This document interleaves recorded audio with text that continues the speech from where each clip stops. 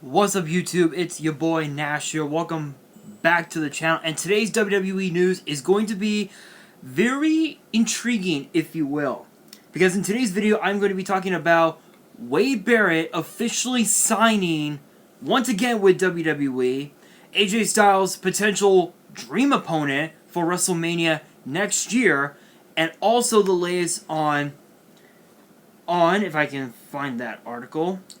WWE looking to move all shows to an outdoor venue, and which UFC star confirmed their talk with WWE. So let's actually talk about the shows moving to an outdoor venue, because this is going to be very interesting. The big question is WWE's empty arena era going to be coming to an end?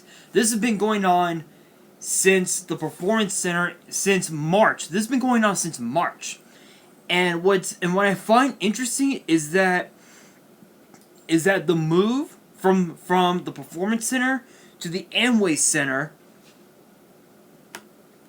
is only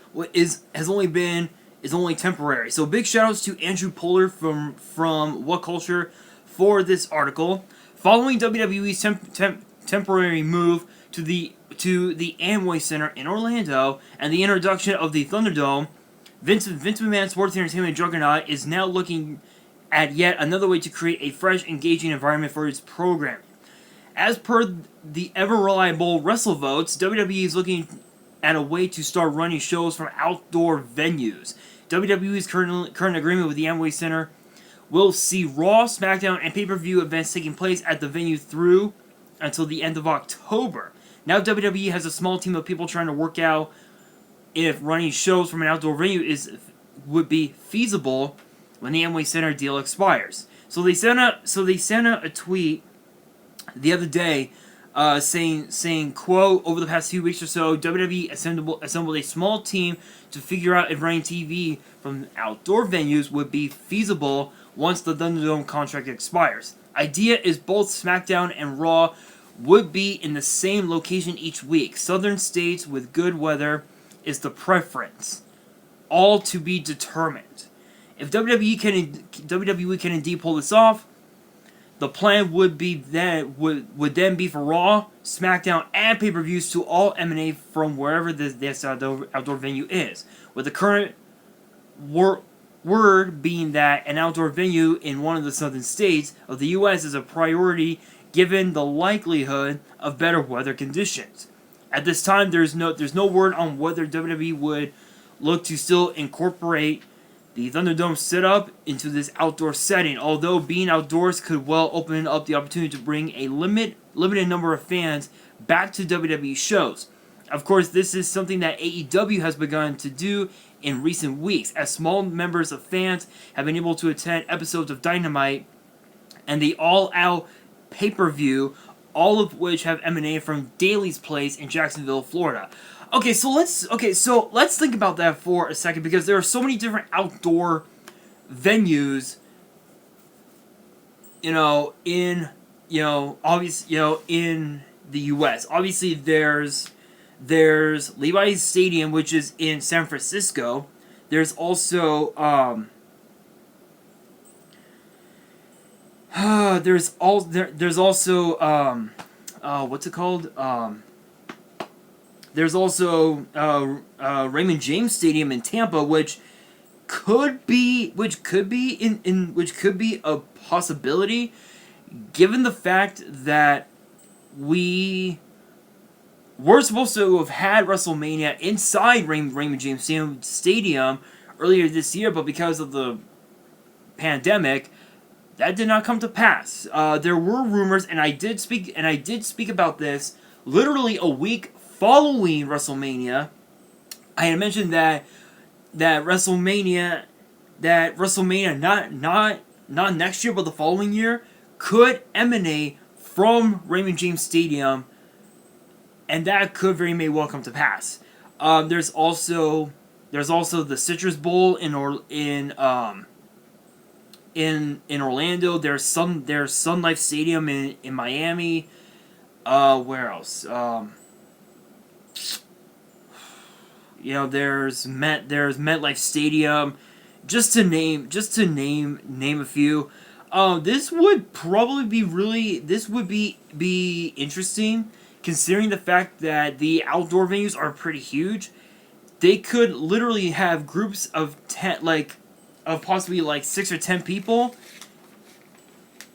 and have all those groups spread out the entire building, which would allow, at least like maybe 1,000 people, 2,000 people in the entire building.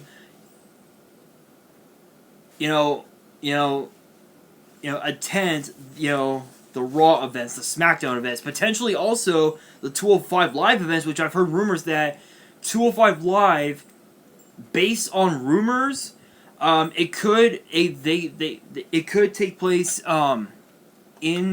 inside Full Sail in Orlando, which is a possibility.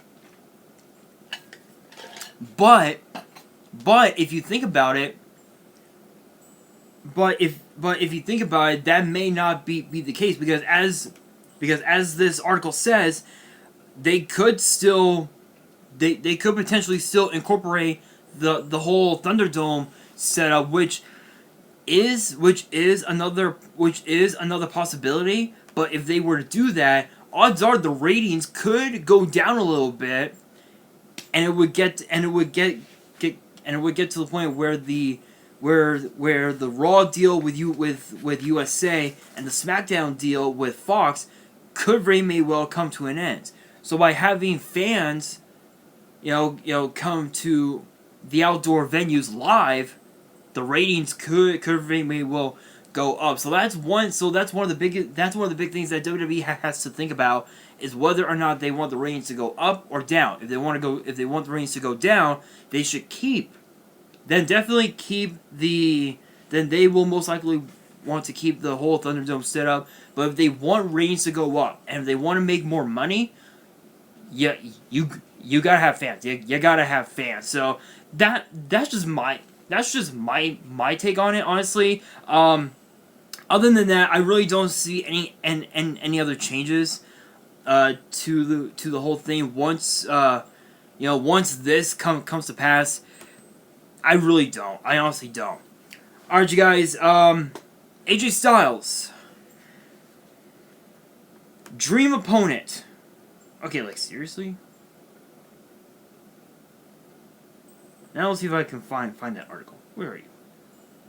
Where? Alright, here you are. So, AJ Styles has named his dream opponent for WrestleMania 37, which is going to be here in California. And shoutouts to Jamie Kennedy now for this article.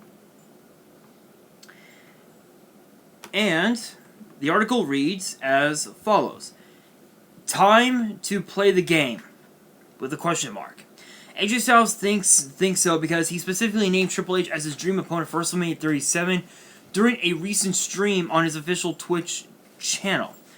The now former Intercontinental Champion said that, quote, "There's always a reason for wanting to work with somebody. For example, he learned lots from tangling with The Undertaker at WrestleMania 36. And thinks he could get a lot of mileage out of a feud opposite fellow legend Trips." And by that he means they meant Triple H. "What a match that be, but don't start getting too excited. This was just AJ rambling to fans while playing video games. It's likely he'd give away WWE's plans for such a monumental match that way. Still, it's an exciting thought, and the match would be a great fit for WrestleMania next year." Styles also offered to take the fight to NXT and give the brand something special. He ended up cutting a mini promo on Triple H while streaming, which was fun, and closed with, "Just let me know." What the hell? No. Anyway, sorry about that. My phone rang. Anyway, so think about so AJ Styles versus Triple H. That would be a match I would love to see. I mean, think about this. You have a AJ Styles who specializes in mat-based wrestling, submission. Obviously, he does have the calf crusher, and also is a high flyer. Then you have Triple H who specializes not just on mat-based but also power as well. This would be a very interesting contrast of styles. No pun intended. And as AJ Styles, and as the article mentioned, it says here Styles also offered to take the fight to NXT. That could very well mean he wants to start the fight going into Survivor Series, which would be a very high possibility. But the big factor here is that earlier at this past year's WrestleMania back in April, Triple H actually did not compete at WrestleMania. He did not, and he actually said that it was a good thing he didn't because of 3 different reasons. Number one, there were exactly 18 matches on the card. There were 18 matches on the card, and it was the longest ever in history. Reason number 2, he actually admitted from the reports that I read. He actually admitted that I believe the report said that he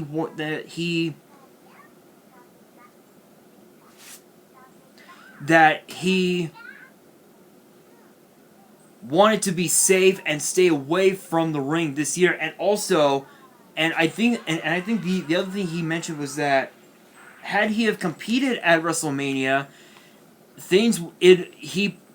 I honestly really don't remember what he said, but he said something about wanting to be safe and not risk his health. So I honestly commend him for it, but if this match does come to pass, I would love to see it. And who knows? Maybe if it does come to pass at this year's WrestleMania and I'm in WWE, who knows? Maybe I could do commentary for that match. Okay, seriously? Anyway, who knows? Again, who knows? Maybe I could do commentary for that match and call it, because I would love to see that match. That would be incredible. Absolutely incredible. Alright, you guys, with that being said, now Wade Barrett, so now I'm going to be talking about Wade Barrett and his contract with WWE, because he has officially signed with WWE for the first time in almost 5 years. It has been okay, no, I didn't want that article. No.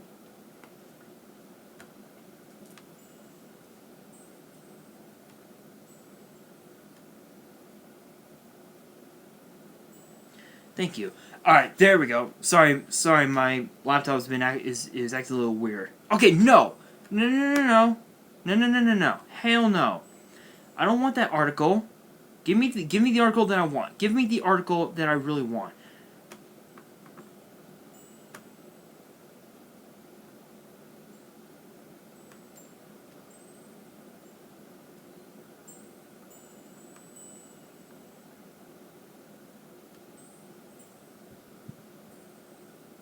Come on. Give me my article. Thank you. Finally.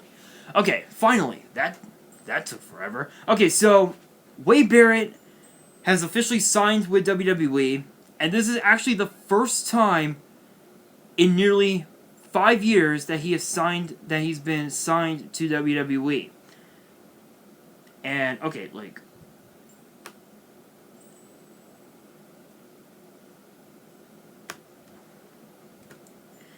so shoutouts to Andy Murray for this article.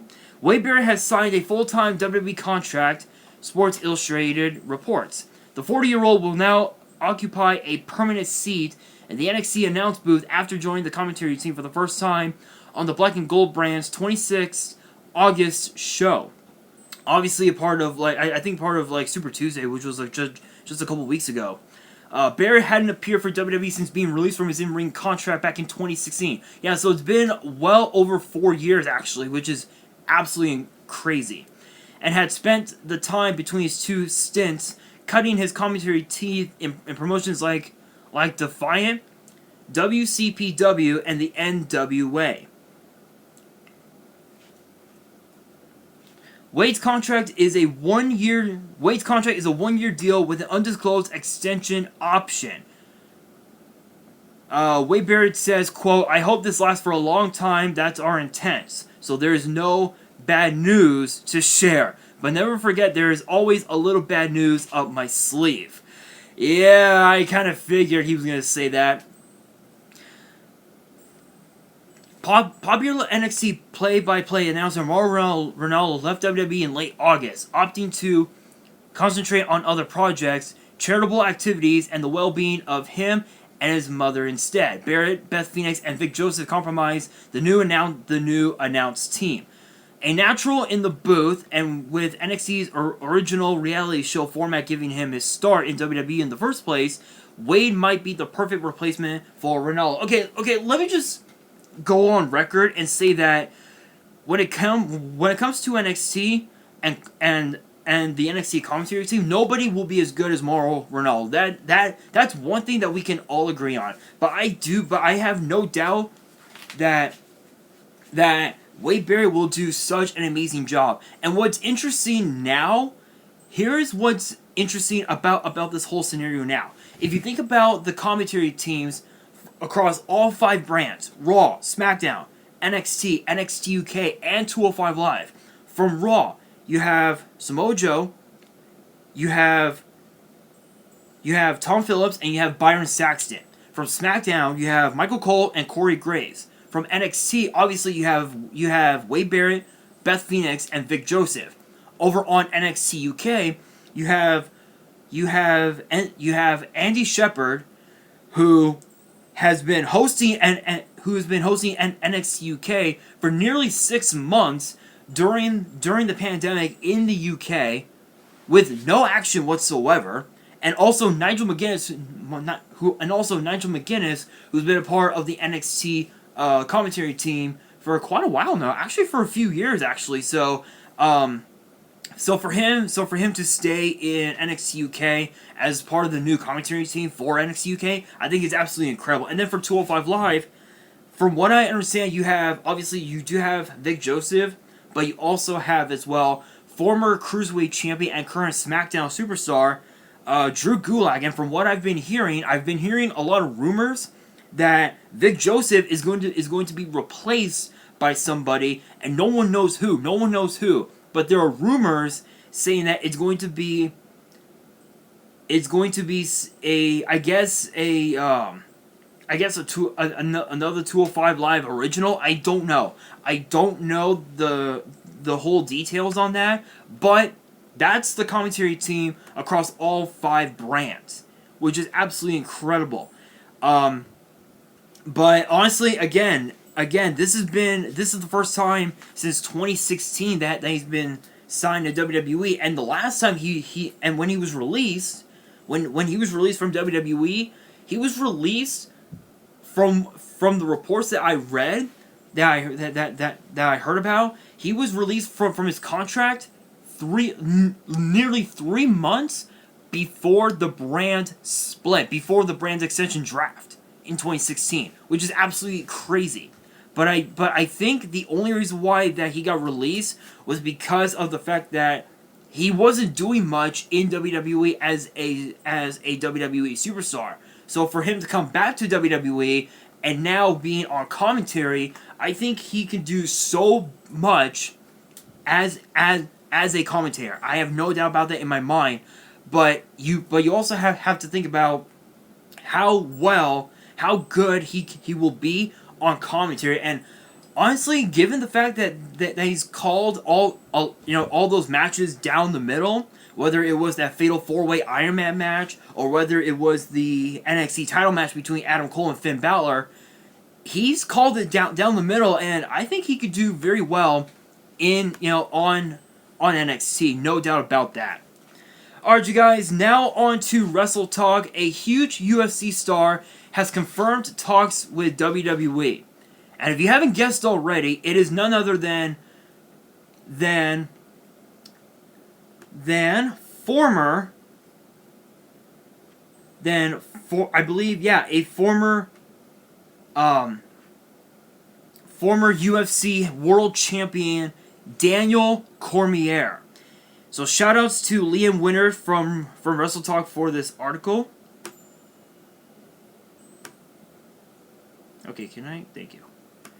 A huge UFC star has confirmed he's had talks with WWE following rumors the two parties have been interested in working together for quite some time now. Speaking with Sports Illustrated, Daniel Cormier confirmed he and WWE had been in talks and said he wants to serve as a commentator for the company. He said, quote, "We've been talking. We've spoken to some of the people over there in very, very early conversations. WWE is a company I've watched and loved my entire life. Put me at the commentary table, let me call the matches for 6 months, and tell you how great these wrestlers are in the ring. I would love that, and I wouldn't be faking it. WWE is something I've loved my entire life." He then decided to fantasy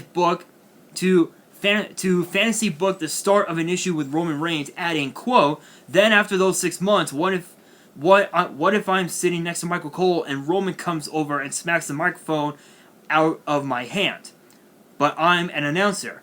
I will hit him. Will I hit him back? Then you're asking if this will happen or not. That's what I want. That slow build, the type of story you want to see, and your heart feels like it's going to explode while you're waiting for it. Give me the slow build. Let it simmer." Okay, let's think about this for a quick second, because Daniel Cormier has had so many issues with Brock Lesnar over the last couple of years. And when Lesnar and Cormier were duking it out in the UFC, to my knowledge, I believe Brock Lesnar won that one. So for Daniel Cormier to be on commentary, I think that would be incredible. And he had mentioned Roman Reigns. And he had also mentioned Michael Cole. So my thoughts is going back with the whole commentary team. I think Vic Joseph could be replaced with Corey Graves on 205 Live. That way on SmackDown it'll be Michael Cole and Daniel Cormier. That would be an incredible commentary team. Absolutely incredible. I think Cormier could do a lot of big things as a commentator and be the next, I guess, be the next Taz, if you will. Because if you guys remember Taz from 2004 to I think to 2009, Taz was an amazing commentator, literally calling things like he saw it, not even faking it. He was not faking it whatsoever. And I think, and Daniel Cormier said himself, he wouldn't fake it. That right there is the mark of a true commentator, and honestly, I have no doubt that he could do so many big things as a commentator in WWE. No doubt about that. Alright, you guys, that is going to do it for this video. Question of the day. Do you guys think Daniel Cormier would be a great WWE commentator? Let me know in the comments below. And that is going to do it for this video. Hopefully you guys enjoyed. If you did, make sure you guys smash the thumbs up button. If you guys are new to the channel and you guys love seeing these news videos for WWE and for YuGiOh, definitely hit that subscribe button and hit that notification bell so you guys do not miss out on any new content that comes your way. And be sure to follow me on Twitter and Instagram. All three of my links, both my Twitters and my one Instagram, the links are down in the description below, so make sure you guys check me out and follow me. And on that, this is your boy Nash, signing out.